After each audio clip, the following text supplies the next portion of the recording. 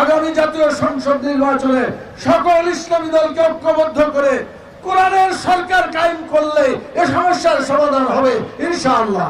সেই চেষ্টা বাংলাদেশ জামাত ইসলামী চেষ্টা করে যাচ্ছে। আপনারা দোয়া করবেন।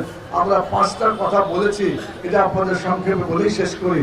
আমরা বলেছি যে বিগত যে ফ্যাসিস্ট সরকার আমাদের উপর জুলুম অত্যাচার করেছে, মানুষের উপর অসংখ্য মানুষকে হত্যা করেছে, খুন করেছে, গুম করেছে এবং বিভিন্নভাবে অত্যাচার নির্যাতন করেছে।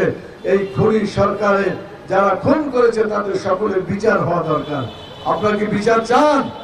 অতএব এই অত্যাচারী যারা খুনি যারা তাদের যদি আজকে বিচার হয়, আগামী দিনে কোন খুনি আর অগ্রসর হবে না খুন করার জন্য।